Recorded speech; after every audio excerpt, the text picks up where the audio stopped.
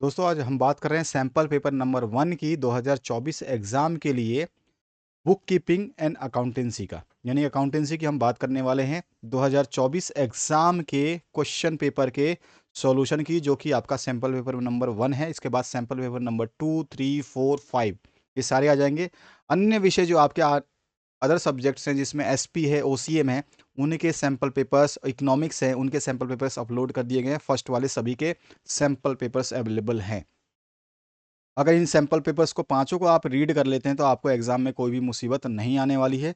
बाकी आपके ऊपर डिपेंड है कि आप कितना तैयार करना चाहते हैं अपने आप को। जैसे कि यहाँ पे कुछ क्वेश्चंस हैं, अगर आप समझ सकते हैं कि ये सैंपल पेपर अगर आपने तैयार कर लिया है और आप अपनी तैयारी कर चुके हो, और या फिर आप तैयारी कर रहे हो, तो क्या इनके आंसर्स आपको पता है? अगर इस तरह के आंसर्स आपको पता नहीं है तो इसका मतलब आपकी तैयारी अभी अधूरी है और आपको करने की ज़रूरत है। तो यहाँ पे पहला क्वेश्चन है, the Indian partnership act is in force since. जो पहले क्वेश्चंस होंगे यहाँ पर, आपको देखो ये जो 5 क्वेश्चन से एमसीक्यू मिलेंगे, फिर इसके बाद जो है आपको रिटन आंसर्स देने होंगे। तो 5 ही एमसीक्यू आपको देखने को मिलने वाले हैं। तो Indian partnership act is in force since, कब से इसको जो है फोर्स में लाया गया था? तो यहाँ पे आंसर हो जाएगा, जो पार्टनरशिप एक्ट था ये आया था सन 1932 में, 1932 में। तो यहाँ पे ए ऑप्शन आपका करेक्ट हो जाता है। आगे बात करते हैं क्वेश्चन नंबर 2 की। Donation for scholarship fund is, तो डोनेशन हम जो देते हैं स्कॉलरशिप फंड के लिए, वो कौन सा डोनेशन जो है हमारा किस एक्सपेंडिचर में काउंट होगा? तो वो हमारा होता है कैपिटल रिसिप्ट में। तो यानी कि यहाँ पर आपका ऑप्शन नंबर ए करेक्ट हो जाएगा।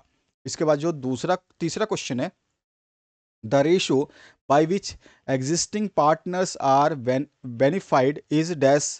तो जब एग्जिस्टिंग पार्टनर है उनको बेनिफिट मिले तो कौन सा रेशो होता है? वो होता है हमारा गेन रेशो।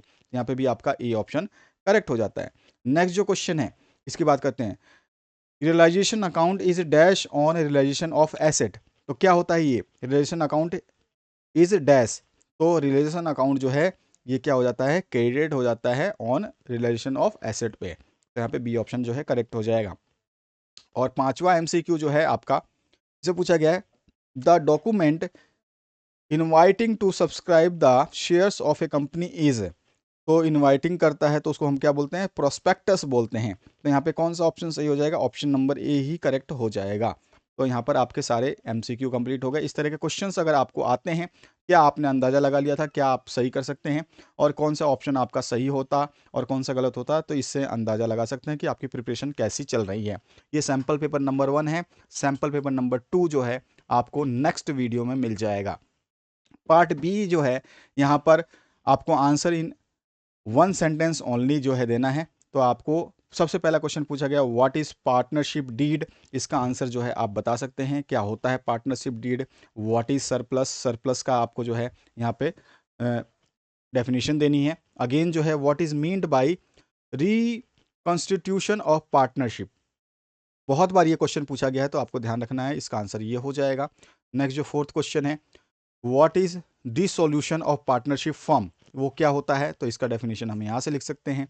नेक्स्ट जो है, how to view reports in Tally. तो टेली में हम रिपोर्ट्स को कैसे व्यू कर सकते हैं? तो इसका आंसर आप यहाँ पे लिख सकते हैं। तो इस तरह के आपको 5 क्वेश्चंस एक एक नंबर के मिलेंगे, जो 5 नंबर आपको गेन कराएंगे। तो यहाँ पे देखिए सबकी क्वेश्चंस के आंसर्स जो है बताए गए हैं कि कितने नंबर वो कैरी करेंगे। आइए नेक्स्ट क्वेश्चन की तरफ, जो सेक्शन सी है, डू यू एग्री और disagree with the following statements. तो स्टेटमेंट नंबर 1, 2, 3 एंड 4 एंड 5 है।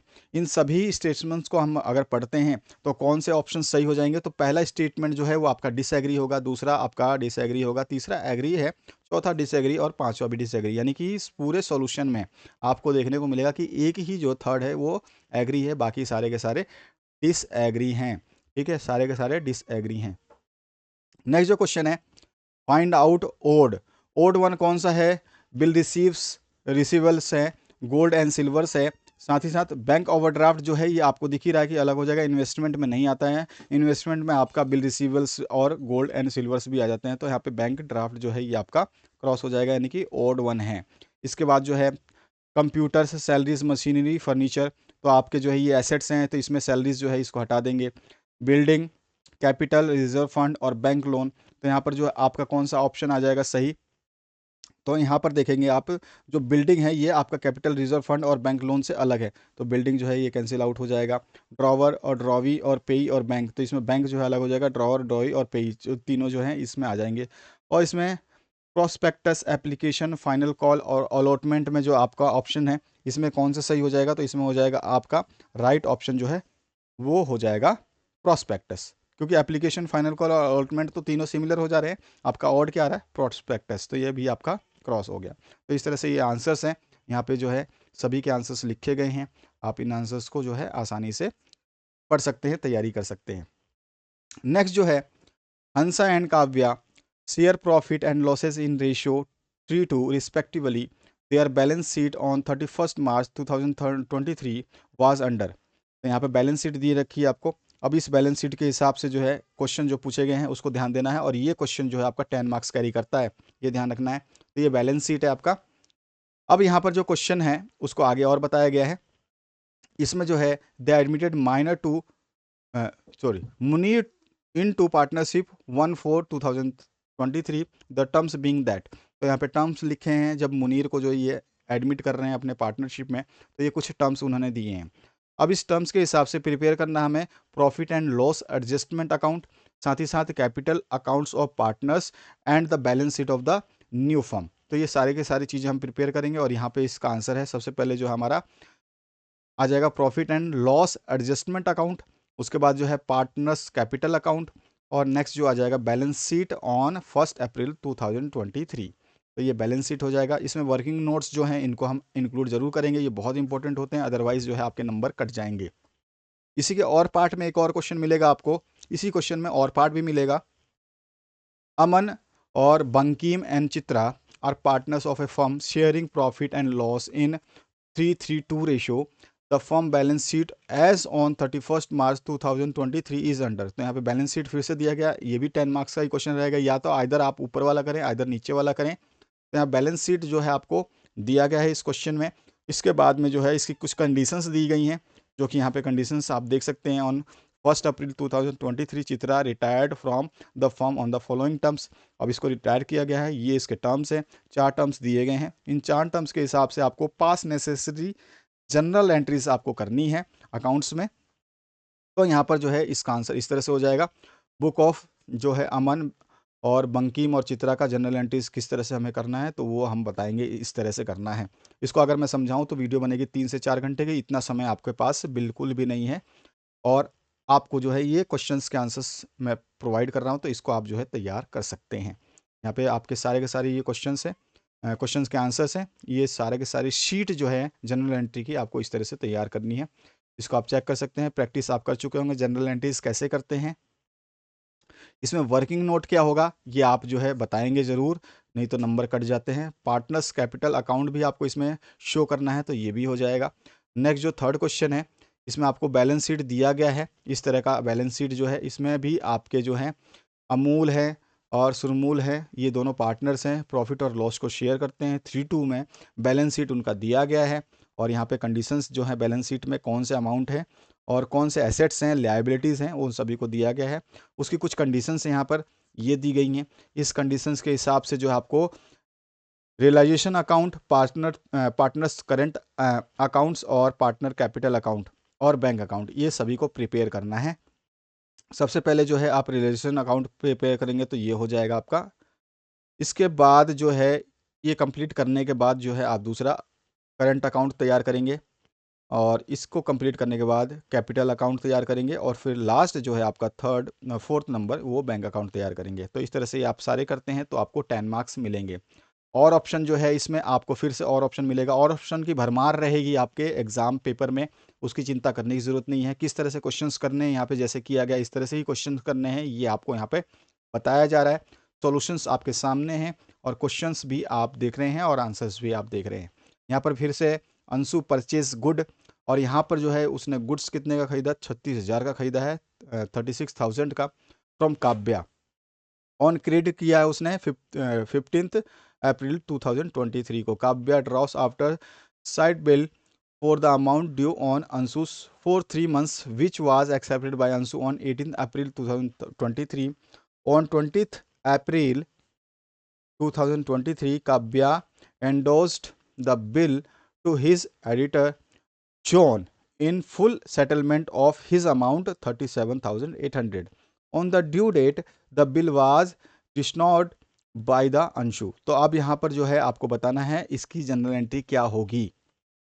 ये भी 10 मार्क्स का क्वेश्चन रहेगा, तो जनरल एंट्री आप कर देंगे। इस तरह से आपको जो है जनरल एंट्रीज पेश करनी होंगी। तो जब तक आप सही लैंग्वेज में नहीं लिखेंगे, जिस तरह से मैंने आपको सॉल्यूशंस बताए हैं, तो आपके नंबर कट जाएंगे। तो इसीलिए आपके नंबर कटते हैं जब आप सही जनरल एंट्रीज नहीं देते हैं या फिर आप प्रोसेस को फॉलो नहीं करते हैं। तो यहाँ पर जो है आपका बुक ऑफ अंशु में जनरल एंट्रीज कैसी होंगी ये भी आप बता देंगे। इसके बाद जो है जोहन की जनरल एंट्रीज कैसी होंगी ये भी आप बता देंगे। तो इस तरह से ये क्वेश्चन कंप्लीट होता है। यहाँ पे 10 मार्क्स आपको मिल जाएंगे। सारे क्वेश्चंस जो है आपके लेंदी और बड़े आते हैं, ये ध्यान रखना है आपको। स्टार्टिंग के 5-5 नंबर के, बाकी सारे 8 और 10 नंबर के आएंगे। यहाँ पे फोर्थ क्वेश्चन भी सेम ऐसा ही है। यहाँ पे अलॉटमेंट दिए गए हैं। अब इसके बाद जो है आपको सीधा सीधा जनरल एंट्री पास करनी है। तो जनरल एंट्रीज की पासिंग मैंने यहाँ पे कर दी है। इस तरह की जनरल एंट्री हो जाएगी। ये पूरा का पूरा टेबल बनेगा जनरल एंट्री में।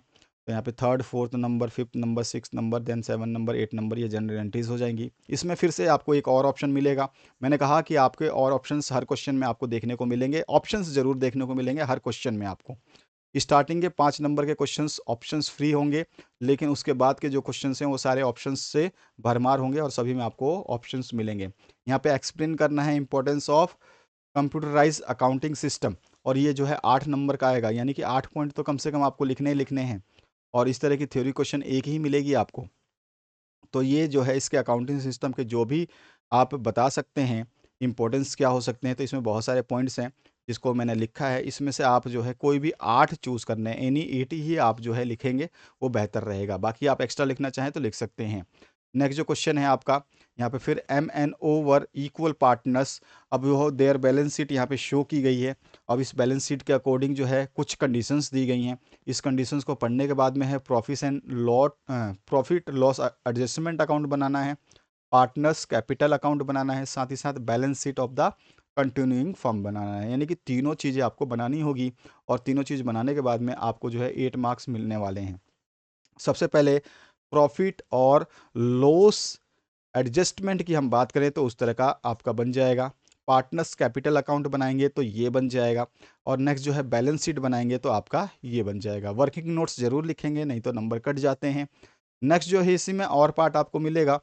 तो यहाँ पर और पार्ट में जो है आपसे ए पार्ट पूछा गया, बी पार्ट पूछा गया, सी पार्ट पूछा गया। सबसे पहला आपको ग्रॉस प्रॉफिट रेशियो निकालना है, सबसे पहला क्वेश्चन में। दूसरे क्वेश्चन में जो है आपको नेट प्रॉफिट रेशियो निकालना है, और तीसरे क्वेश्चन में आपको ऑपरेटिंग रेशियो निकालना है। ठीक है, तो तीनों के फॉर्मूले आपको अच्छी तरह से पता है किस तरह से निकालते हैं। तीनों के सॉल्यूशंस मैं देता हूँ यहाँ पे। तो आपका जो पहला आपका नेट सेल्स के हिसाब से ग्रॉस प्रॉफिट निकाल दोगे आप, सेल्स के हिसाब से जो है नेट प्रॉफिट रेशियो निकाल दोगे, और नेट सेल्स के हिसाब से जो है आप ऑपरेटिंग रेशियो निकाल दोगे। इसके बाद जो 6th क्वेश्चन है इसमें भी और ऑप्शन आएगा।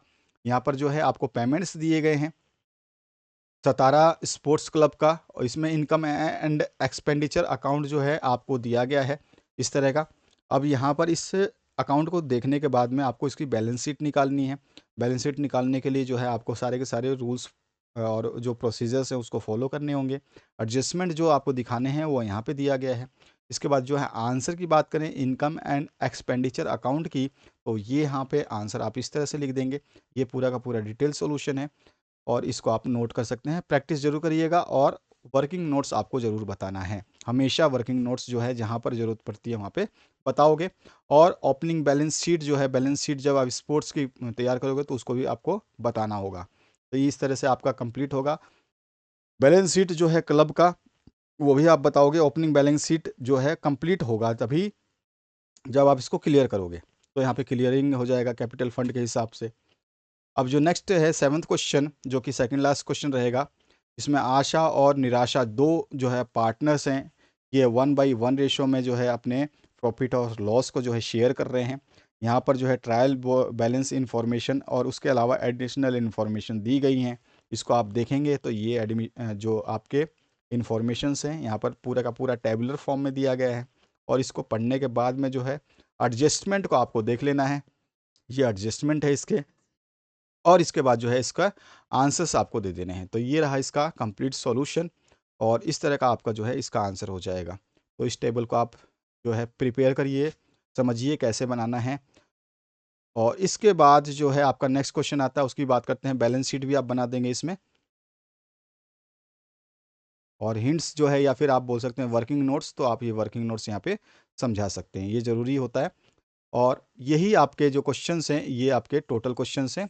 और इसके बाद जो है अगर आप कोई भी पीडीएफ लेना चाहते हैं तो इसके लिए ये नोट्स जो आपको दिए गए हैं इसको फॉलो कीजिए, आपको हर पीडीएफ मिल जाएगा। जो आप देख रहे हैं 2019 के 2020 के क्वेश्चन पेपर्स विद सॉल्यूशन, 2021 के क्वेश्चन पेपर विद सॉल्यूशन, 2022 के क्वेश्चन पेपर विद सॉल्यूशन, 2023 के क्वेश्चन पेपर विद सॉल्यूशन, 2024 के sample paper with solutions her subject के आपके अवेलेबल हैं। जो आप वीडियो देख रहे हैं, जो भी आप चैनल पे मैटर देखते हैं, उन सभी के पीडीएफ जो है अवेलेबल हैं। आप इनको इस मीडियम से प्राप्त कर सकते हैं। आशा करता हूँ इस वीडियो को अपने दोस्तों के साथ शेयर ज़रूर करेंगे। बाकी आपके जो भी सैम्पल पेपर्स हैं वो ऑलरेडी दे दिए गए हैं। इंग्लिश के 5 सैम्पल पेपर्स अवेलेबल हैं, उनको चेक कर लीजिएगा। और जो आपके अदर सब्जेक्ट्स हैं जिसमें एसपी है, ओसीएम है, मैथमेटिक्स है, तो इन सभी को हम अपलोड कर रहे हैं। विद इन 2 to 3 डेज़ में आपको सारे के सारे 5 के 5 सैम्पल पेपर्स अवेलेबल करा दिए जाएंगे। Thank you very much, have a good day.